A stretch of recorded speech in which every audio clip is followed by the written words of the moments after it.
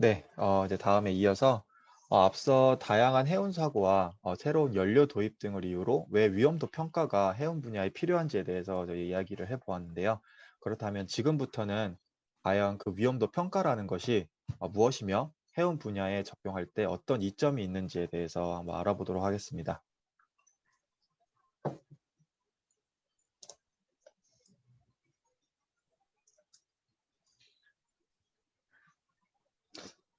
죄송합니다. 슬라이드가 지금 안 넘어가네요. 네, 됐습니다. 네, 네, 먼저 포괄적으로 인간은 누구나 안전하고 쾌적한 환경에서 자신의 삶을 영위할 수 있는 권리를 가지게 됩니다. 또 미국의 심리학자 메슬로에 의하면 인간의 욕구는 총 5단계가 있는데 안전에 대한 욕구는 이렇게 생리적 욕구 다음으로 기본적인 욕구라고 이렇게 연구가 되었습니다. 그만큼 자신의 안전을 지키는 것은 인간의 가장 기본적인 권리이자 욕구이기 때문에 우리에게 매우 중요하다고 할 수 있겠습니다. 여기서 안전이란 용어는 원하지 않는 사고의 위험으로부터 자유로운 상태를 의미하고 또 사고란 특히 또 해양 사고로 좀 좁혀서 저희가 생각을 해보면 선박이나 항만, 해양 구조물 등 해양 시스템과 관련하여 인명이나 재산, 환경 등의 부정적인 영향을 초래하는 사건이라고 말을 하고 있습니다.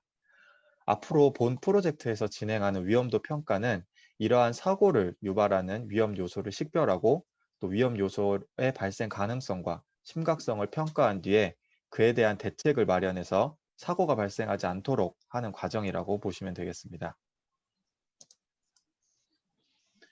위험도 평가를 진행하면서 다음과 같은 4가지 용어가 지속적으로 사용이 되기 때문에 의미를 한번 짚고 넘어가도록 하겠습니다. 네, 먼저 위험 요소입니다. 위험 요소의 정의는 인명이나 건강, 재산 또는 환경에 잠재적인 피해를 입힐 수 있는 요인을 이야기하고 있습니다. 우리 프로젝트에서 본다면 암모니아 선박을 대상으로 했을 때 다양한 위험 요소가 있습니다. 그중 암모니아 누출이라는 개별적인 위험 요소가 있다고 할 수 있겠습니다. 이 외에도 엔진의 고장이라든지 연료 펌프의 고장 같은 다양한 위험 요소가 식별될 수 있습니다. 두 번째는 위험도입니다. 위험 요소에 의해 사고 발생했을 때 그 결과로 인한 정도를 이야기하는 것입니다. 다시 말해서 위험도란 특정 시간 동안에 원하지 않는 사건의 발생 가능성과 그 사건의 결과, 즉 심각성의 곱으로 나타낼 수가 있습니다. 세 번째는 가능성입니다. 위험 요소에 따른 사고의 발생 가능성을 나타내는 용어로서 암모니아 누출 사고가 위험 요소로 식별이 된다고 했을 때 특정 기간 동안 암모니아 누출이 얼마나 발생할 수 있는지를 나타내는 것이라고 보시면 되겠습니다.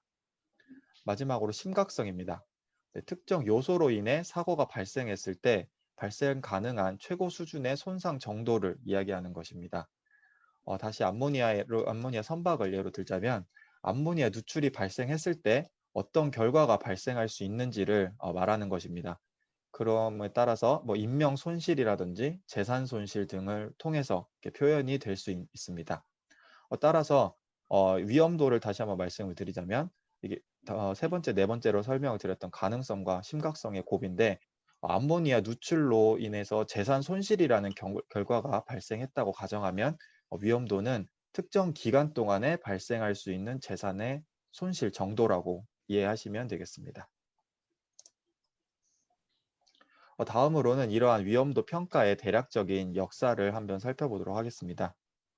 위험도 평가의 기원은 1974년에 영국에서 채택된 로벤스 보고서에 기반한 안전보건법에서 시작이 되었습니다. 그 후로 다양한 논의들이 진행이 되었고 여러 국가 및 기구에서 위험도 평가를 규정으로 제정하여 시행을 하고 있습니다. 우리나라는 다른 선진국에 비해서 조금 늦게 관련 연구가 시작이 되었는데요. 2004년부터 연구를 시작해서 2010년, 12년, 3년 동안 시범 사업을 거쳐서 13년부터 전 사업장을 대상으로 위험평가 제도를 시행하고 있습니다. 네, 다음은 이러한 위험도 평가를 조금 더 해운 분야로 한정해서 한번 보도록 하겠습니다. 네, 기존에 많은 사고들이 있었지만 특히 1980년대에 와서 큰 사건들이 있었는데요. 87년에 헤랄드 오브 프리 엔터프라이즈 호의 전복 사고, 89년에 엑손 발덱스호의 좌초로 인해 역사상 가장 최악의 기름 유출 사고, 그리고 91년도에 들어서 스칸디나비아 스타호의 화재 사고로 인한 다수의 인명사고 같은 그런 큰 사건들이 있었고, 그로 인해서 영국에서 해당 사고들에 대한 원인이나 대책들을 조사하여서 회사안전위원회, MSC라고 하죠. 회사안전위원회에 보고서를 제출하게 되었는데요. 이것이 바로 1992년 영국이 제출한 선박 설계 및 기술 안전 측면에 관한 보고서입니다. 이 보고서에서는 현대 과학기술이 해상의 안전을 유지하기 위한 시스템에 적절히 이용되지 않다고 언급을 하고 있습니다. 그 이후 1993년에 영국은 Formal Safety Assessment, FSA라고 하는 공식 안전평가에 관한 최초의 의제 문서를 제출하였습니다. 이 의제 문서에는 공식 안전평가를 해운 산업에 적용하게 된 배경을 설명하고 있는데, 이것이 IMO가 공식 안전평가를 공식적으로 사용하기 시작한 시발점이 되었습니다. 여기서 공식 안전평가라는 용어가 나오는데, 이것은 위험도 평가를 포함하는 조직적이고 체계적인 안전평가를 말하는 것입니다. 이것은 위험도에 대해 분석하는 과정을 회사 산업 분야에 도입할 때 이제 사용되기 시작한 명칭이라고 보시면 되겠습니다. 영국 정부에 의해 FSA는 IMO에서 규정 제정 과정에 쓰이도록 제안이 되었고, 대다수의 IMO 회원국들의 지지를 얻게 되었습니다. 이에 따라서 각종 추가 논의를 거쳐 현재는 IMO의 협약이나 규정 등의 제정 과정에서 이 FSA가 사용이 되고 있고, 이는 전 세계의 기국 그리고 항만국 정부나 해운사, 조선소 등에 많은 영향을 미치고 있습니다. IMO의 FSA 채택은 지금까지 안전 문화에 많은 영향을 미쳤는데요. 다음 표에서 그 변화의 방향을 보여주고 있습니다. 네, 앞선 발표에서 언급된 바와 같이 많은 해양 사고가 있어 왔고, 그에 대한 재발 방지를 위해서 국제해사기구 IMO를 중심으로 각종 법규의 제정 및 강화가 이루어져 왔습니다. 그러나 계속되는 법규의 제정이나 강화에도 불구하고 해운 사고는 지속적으로 발생하고 그 피해도 대형화되고 있는 실정입니다. 이에 따라서 기존의 이렇게 강제적이나 수동적인 기술 적용 방법인 이런 규정 기반의 안전 기술에 대한 한계가 있다는 지적과 함께 보다 과학적이고 체계적인 접근이 요구되고 있습니다. 그러면서 안전 기술의 방향이 다음과 같이 삶의 질을 향상시키는 방향으로 변화되고 있습니다. 그로 인해서 조금 더 능동적으로 정책의 변화가 이루어지고 있고, 안전에 대한 인식이 강해지면서 목표 지향적으로 기술이 개발, 적용되고 있습니다. 이런 방향의 변화의 가장 큰 동기는 언급했던 것과 같이 기존의 규정 기반의 기술 개발이 도저히 포용할 수 없는 한계를 이렇게 위험 분석 기반의 기술로는 해결할 수 있고, 이것이 빠르게 발전하는 최신 기술을 산업에 적용할 때 있어서 월등히 우수하다는 산업 전반에 동의가 있었다고 볼 수 있겠습니다. 또한 기존에는 결정론적인 특성에 따라서 선박 기술이 동일한 룰을 적용받아 왔습니다. 하지만 이렇게 위험도 기반 특성으로 변화하면서 동일 선박이라도 내부나 외부 상황에 따라 규정이 다르게 적용을 할 수 있게 되었고, 그것으로 인해서 규정으로 다 담아내지 못하는 다양한 요소를 식별하고 선박 안전 설계나 운전에 반영이 가능해졌습니다. 우리가 진행하고 있는 암모니아 선박 프로젝트를 여기에 비교를 해본다면, 기존 규정 기반의 안전 기술은 새롭게 연구되고 개발되고 있는 암모니아 선박에 적용할 수 없는 한계가 있습니다. 왜냐하면 앞선 발표에서 보셨듯이 규정들은 각종 선박에 사고가 발생하고 나서 만들어졌는데, 그러한 사고 이력들이 암모니아 선박에서도 발생할 수 있긴 하지만 기존에는 존재하지 않았던 암모니아 추진 선박의 특성이 제대로 반영된 규정이 현재까지는 없기 때문입니다. 하지만 이렇게 위험도 기반에서는 암모니아 선박 자체의 특성을 고려한 위험도 분석을 통해서 연료 누출로 인한 폭발 방지를 위해 연료 라인에 추가적인 안정장치를 설치하는 등의 안전 설계가 가능해집니다. 따라서 기존의 규정으로 안전을 담보할 수 없었던 암모니아 추진 선박이 위험도 기반의 방법을 통해서 보다 안전하고 적절하게 최신 기술이 적용된 선박으로서 유용하게 운전될 수 있게 됩니다.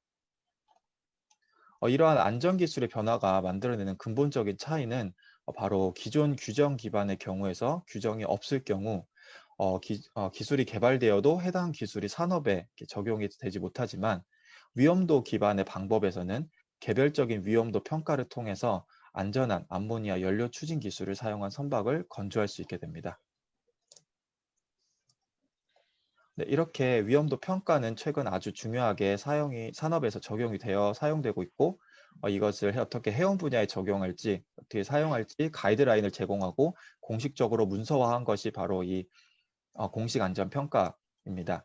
이 공식 안전 평가를 기반으로 개별적인 위험도를 평가해서 규정이 커버하고 있지 못하는 현재 친환경 선박들이 모두 건조되고 있다고 보시면 되겠습니다.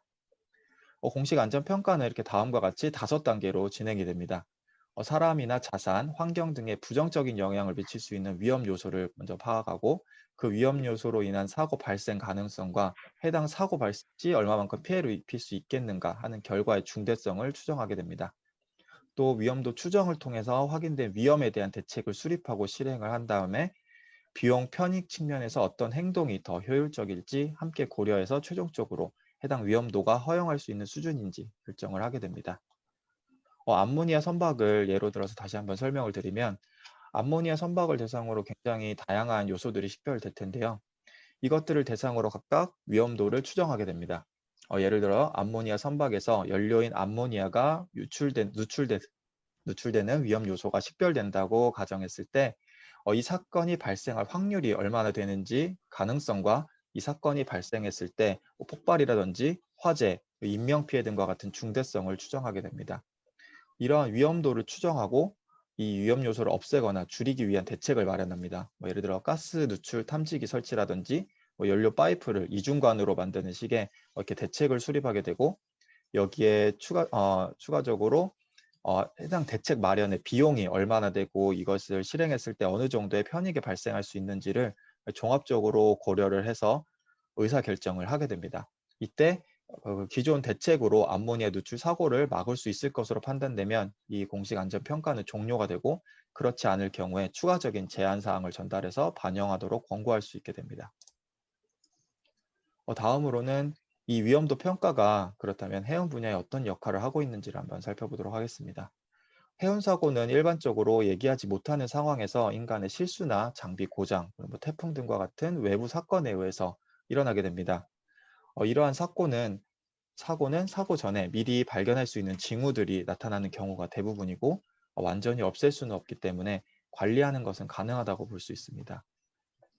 이러한 사고 예방 및 문제 해결을 위해서 위험도 평가가 사용이 되고 있고, 일반적으로 이렇게 다양한 의사결정을 하는데 뒷받침되어서 사용이 되고 있습니다.